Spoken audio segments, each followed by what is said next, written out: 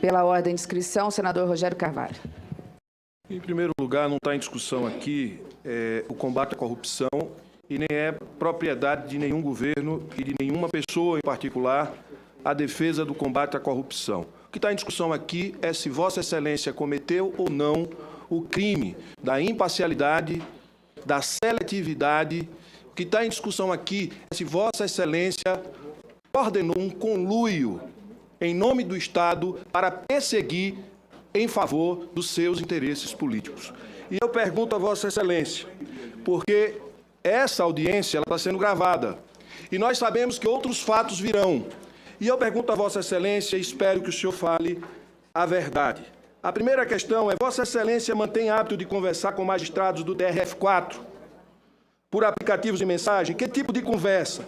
Vossa Excelência fazia pedidos, combinava condutas ou induzia resultados, direta ou por meio de integrantes da Lava Jato?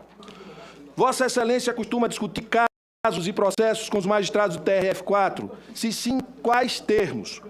Quais casos Vossa Excelência lembra ter discutido com magistrados do TRF4? No caso da pena do ex-presidente Lula da Silva, o chamado caso Triplex, quem alertou Vossa Excelência que a pena permitiria que, se ele pleiteasse a prescrição, e em que momento houve pedido seu e de outros integrantes da Lava Jato para o magistrado da 8ª turma do TRF4 ajustarem a pena e impedirem os embargos infringentes e a prescrição? O que Vossa Excelência acha do cálculo dos 3 magistrados da 8ª turma do TRF4 ter coincidido exatamente nos termos de 12 anos e 1 mês de reclusão? E o que o senhor acha da reprimenda do STJ ao aumento da pena promovida pelo TRF4, no caso citado, como diminui tal pena para 8 anos, 10 meses e 20 dias. Eu queria fazer mais algumas perguntas nessa linha, sempre acreditando que o senhor vai falar a verdade, porque está registrado, está nos anais da casa e pode ser utilizado em qualquer momento. O senhor estava de férias no momento do habeas corpus, que foi pedido e que foi deferido pelo desembargador Rogério Fravetto.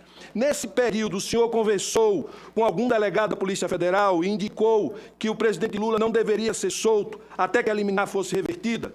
Nesse período, o senhor conversou com algum desembargador do Tribunal Regional Federal da 4ª Região e nessa conversa se contentava que a liminar deveria ser revertida, que o preso não fosse solto? E mais, o senhor conversou com algum procurador integrante da Força Tarefa da Lava Jato, e nessa conversa se comentava que a liminar deveria ser revertida para que o preso não fosse solto? O senhor se sentiu frustrado, decepcionado, desautorizado ou sentiu qualquer outra emoção quando tomou conhecimento da liminar de soltura do presidente Lula? E mais, o senhor demonstrou isso nas conversas com desembargadores, ministros do STF, do STJ ou delegados da Polícia Federal? Ou seja, essas perguntas, elas têm o objetivo de saber que relação o senhor mantinha com membros de uma operação que não era de investigação, que não era obrigação sua investigar, a obrigação era do Ministério Público, e o senhor o tempo todo conduziu e disse como o Ministério Público deveria agir. E no direito todos nós sabemos, existe o advogado, que é responsável por uma parte, que é a parte privada, o Estado representado pelo Ministério Público e a Justiça, que é representada neste caso pelo senhor e pelos desembargadores, que tem que guardar distância, e o senhor não guardou distância. Por isso, a caracterização de conluio que o senhor estabeleceu em nome do Estado para perseguir e obter vantagens políticas, como aparece nos áudios, nos registros que foram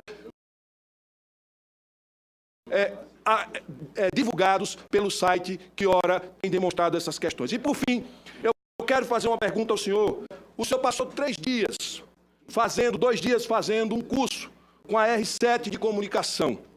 Curso para vir aqui e conseguir se comunicar e passar a ideia para o Brasil de que o senhor é o grande guardião da moral e da lei. Eu pergunto, quem pagou os 180 mil, 250 mil que a R7 cobra por esse tipo de treinamento? Quem pagou? fica a pergunta, a mídia training. Quem pagou o senhor? Quem pagou? Foi o senhor? O senhor tirou esse recurso de onde? Com o salário do ministro? O senhor tem reserva? Eu queria saber. E a última pergunta que eu queria fazer é o seguinte. Eu faço na réplica, por favor, senador, que o tempo já está esgotado. Ele disse que faz na réplica. Ele vai fazer na réplica. Por favor. Senador, Ministro. eu não sei onde o senhor está obtendo essas informações, mas o senhor está absolutamente equivocado. Essa história é uma loucura. Não existe nada de media training, R7, dinheiro que foi pago. O senhor tem alguma coisa nesse sentido? Não tem nada. Não existiu, esse fato não existiu. O senhor está fantasiando, desculpe. Né? O que aconteceu foi que desde que aconteceu esses fatos foram divulgados, nós procuramos algumas pessoas para esclarecer, parlamentares, nós conversamos. O único auxílio que eu tive durante todo esse período foi minha assessoria de comunicação no Ministério. Não fiz media training nenhuma para vir aqui. Eu não preciso fazer media training para vir aqui falar a verdade. Desculpe. Se o senhor tem esses elementos, se o senhor tem, apresente. Então, são falsos essas afirmações que o senhor está fazendo. Do outro lado, senador, assim, pelo que eu entendi, o senhor está fazendo acusações graves ao Tribunal Regional Federal da 4ª Região. Sugeriu também aí condutas indevidas por parte de membros dos tribunais superiores. Eu acho que para fazer esse tipo de afirmação, seria importante o senhor estar munido de algum elemento nesse sentido. O fato é que eu sempre conduzia a minha atuação como juiz de maneira imparcial e aplicando a lei. Eu jamais dirigi a atuação dos tribunais que examinaram as minhas decisões nas instâncias recursais ou nas instâncias superiores. A questão da dosimetria da pena, o senhor sugeriu que eu teria aí indicado para evitar alguma coisa de prescrição? Isso nunca aconteceu. O senhor está de novo fantasiando. Talvez o senhor tenha lido aí esses blogs fantasiosos, como esse que está fazendo essas ilações em cima dessas supostas mensagens e está tirando conclusões precipitadas. Eu sugeria que o senhor se informasse melhor e tivesse bases melhores para o senhor poder fazer esse tipo de afirmação. Eu nunca conversei sobre dosimetria de pena envolvendo o processo de qualquer pessoa em juízo recursal. E vamos colocar assim, em matéria de dosimetria de pena, quem trabalha na área sabe que a dosimetria de pena não é guiada por dados objetivos. Tá? Não existe aí uma objetividade absoluta na aplicação da dosimetria da pena.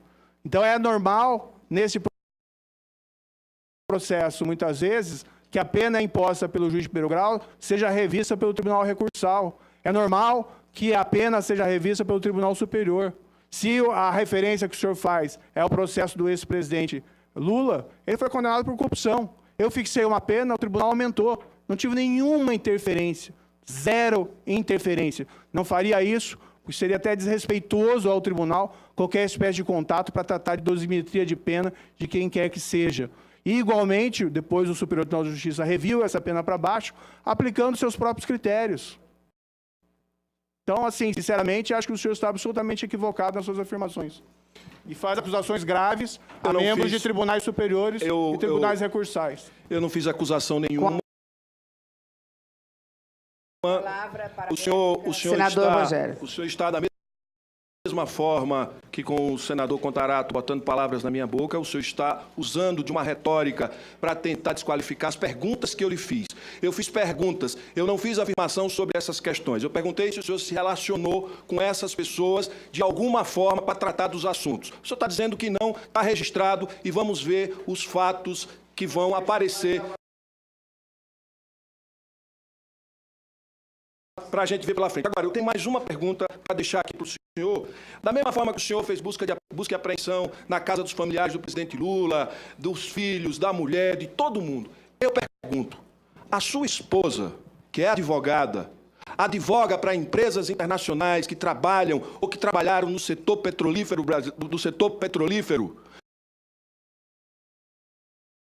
trabalhou para multinacionais desse setor? Veja, o senhor está aqui na condição que veio espontaneamente. Todas as perguntas a gente tem o direito de fazer e a imunidade para fazer.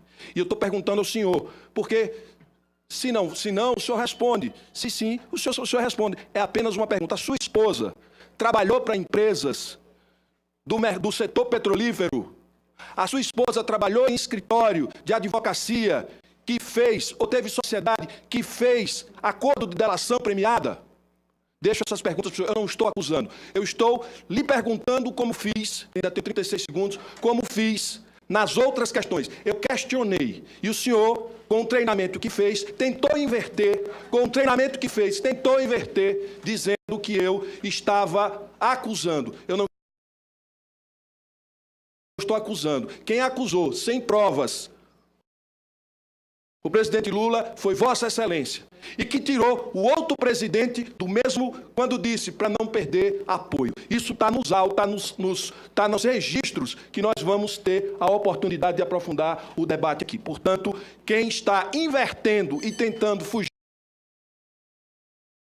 do debate e das respostas é Vossa Excelência. Ministro, com a palavra. Bem, senador, o treinamento inexistente que Vossa Excelência afirma que eu teria feito, eu realmente não fiz, né? Mas tudo bem. Tá bom, senador. Então, apresente esses elementos inexistentes que nós examinamos aí. Na outra questão, em particular, assim, desde que eu comecei a trabalhar na Operação Lava Jato, é realmente muito custoso, e uma das tentativas que houve durante todo o curso da investigação foi de difamações.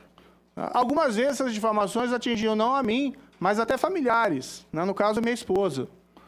A minha esposa tem advogado para a empresa internacional, eu sei que tinha lá um fake news lá que teria advogado para a Shell, então era todo um plano de destruição da Petrobras para que a malvada Shell chegasse aos nossos campos de petróleo. Assim como surgiu a história da CIA, né, que o ministro Moro, o juiz Moro, era um agente da CIA disfarçado para destruir as estatais brasileiras. E são todas fantasias. Né? Respondendo objetivamente, não.